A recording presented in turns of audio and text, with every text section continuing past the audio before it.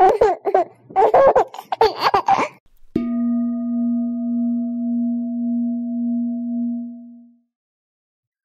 going to begin our core strengthening series. Let's begin core in boat pose. So bring your feet together, soles of the feet on the ground.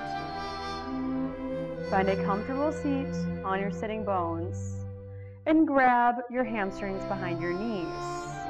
Now lift up and out through the chest to shine your chest. At any point, if your back begins to curl in, that means that you've gone too far. So bring your shoulder blades together down your back. Sit up like you're proud and lean back until you can feel your core engage. A common mistake here is to lean back too far. It's a subtle engagement that you're going to feel. So right when you feel that engage, then you can try to lift your feet up off the mat. Keeping that back straight and strong. If at any point you start to curl in, you've gone too far. Now, with your back straight and strong, sitting up proud, you can bring your gaze wherever comfortable here. And I encourage you to try to let go of your legs with your arms out to your side. This is boat pose. We're going to hold this pose, so don't forget to breathe. Common mistake is to hold your breath. When the times get tough, breathe. Feel the strength here. If this is far too much for you, you can always grab your knees. If you release your hands down and just lean back.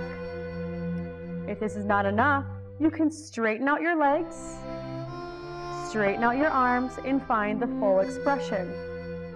If you need a little bit of help, you can always grab the ground, either behind you, ahead of you. Now, as we're coming to the end of our boat pose, we're going to take 10 in and outs together. Common mistake is to take these too far, so pay attention. You're going to crunch your knees into your body and then bring them out. Use your core here. 2, bring them out. 3, bring them out. You can place your hands on the ground to support yourself. 4, bring them out. 5, you can do it. Don't forget to breathe. 6, exhale, inhale, let it go. Exhale, 7, inhale, let it go. Exhale, 8, inhale, let it go. Exhale, 9, inhale. Exhale, 10, we're gonna go faster for the last 10. 11, 12, 13, 14, 15, 16, you can do it. 18, 19, almost done, 20. Now lie back and stretch from your toe tips to your fingertips. Extend your fingers out. Inhale, feel your belly rise. Exhale, let it go. Now, bring your knees up over your chest, preparing for bicycle twists. You can either begin this pose in a lying down position or seated up in your boat pose. Find a sweet spot behind your head, place your fingers there. You can interlace your hands, but what is important is that you do not crunch your chin into your chest. A common mistake for all crunches is that people crunch their neck. So, imagine that there is a grapefruit, if you may, between your chin and your chest to keep it from crunching inwards. Don't squish the grapefruit. Find one spot on the ceiling ahead of you and keep your gaze there. This will also help you not crunch your chin into your chest.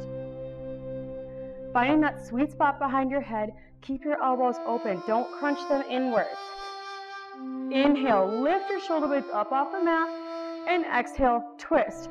Right elbow to left knee, right leg extends out long. Inhale, center. Exhale, twist. Left elbow to right knee. Left leg extends out long. Inhale, center. Exhale, switch. Continue to move with your own breath at your own pace. If this is too much for you, you can always take the variation that I am.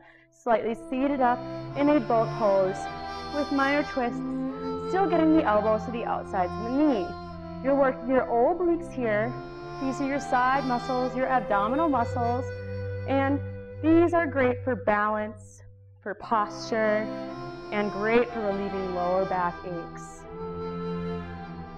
Be mindful not to crunch that chin into your chest. You can do it. If this is too much for you, by all means, back off. You can always keep your legs stationary together and just twist your upper body. And if this is not enough for you and you want to go a little bit further, then straighten your legs and find scissor kicks as you continue to twist. You're more than halfway there. Strengthening the core. The core is the strong foundation for all of your movements. You're here for 15 more seconds. Change your pace. Go faster or go slower. Just trick your body. Continue to breathe. Don't forget to breathe. You're here for 5, only 4, 3, 2, and 1. Long body stretch. You deserve it. Inhale, feel your belly rise. Exhale, let it out. Now find your way up to a seated position. We're going to move into plank poses. Planks are very good for strengthening the arms and the muscles, preparing yourself for future arm balances. We're going to begin in a high plank pose, so plant your hands shoulder distance apart. A common mistake is that people either over or underestimate the size of their shoulders. Small people like Rosa might think that their shoulders are a lot wider than they actually are, bringing their hands out super wide. This is actually going to end up harming you more than helping you. So, be mindful that you place your hands directly underneath your shoulders. Now, find your high plank pose, extending out through the heels. Be mindful that your hips are not too high or they're not sinking down too low. Use your core here. This is a strong pose. You're using all the muscles in your body here, and hold, extending out through the crown of the head. If at any point this is too much for you, you can drop down to your knees. And this is a great modification, making sure that you're not in a tabletop and you're not slouching down too far. A nice, strong midline here. You're almost halfway there, Rosa. You got this. Strengthen this posture. You're here for 5, only 4. Release down to your knees in 2, and 1. We're going to move into our side plank pose. So from your high plank position, you're going to ground down through your left hand, keeping your hands where they are. Don't move your hand around here. A common mistake is to place your left hand in the center between where your hands would be. And that's going to end up making you jut your bottom out to the wrong side. So with your hands shoulder distance apart, ground down through your left hand and roll to the knife edge of your left foot, reaching your right hand to the sky.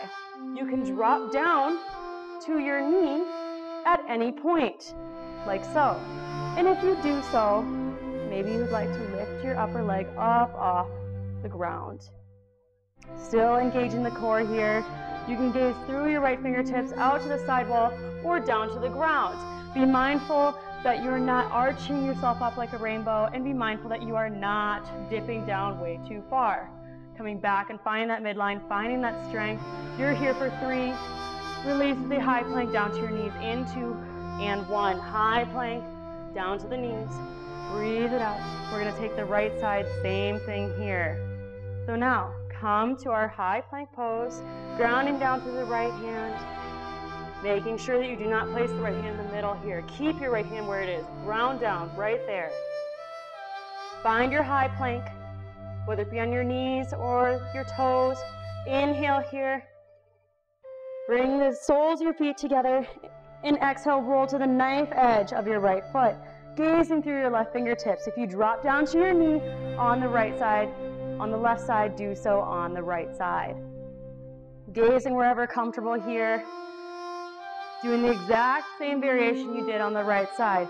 Be mindful that you're not overarching and that you're not slouching too much. Find a direct midline. This is a pose of strength. You're here for 3. Releases a high plank down to your knees in 2 and 1. Come down to a high plank, then down to your knees. We're going to take our last plank position here, and this is going to be a dolphin dog hip touch plank. By that I mean you're going to be on your forearms, You can either interlace your fingers or you can just put a fist inside another hand. Keep your elbows on the mat and make sure that your elbows are about a forearm's distance apart. What I mean by that is that you can grab your elbows with either hand. A lot of people will try to place their elbows out too far. This will give you no balance. You place your elbows in too close, you're either going to tip to one side or the other.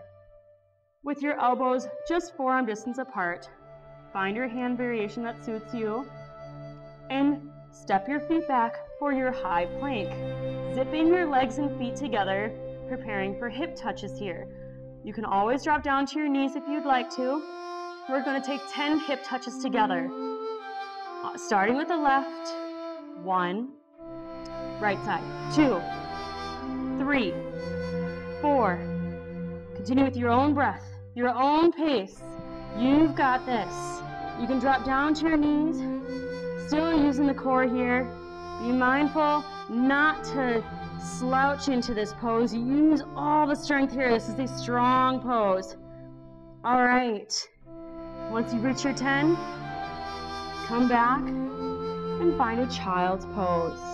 Either extended or regular version of child's pose. Extended would be your knees out wide, big toes to touch behind you, and arms extending out long in front of you. A regular child's pose would be legs and knees together, torso over the thighs, and arms behind you, palms facing up. Common mistake here is to tense the muscles in the shoulders, the back, the hips. Just let go. Breathe through all the tension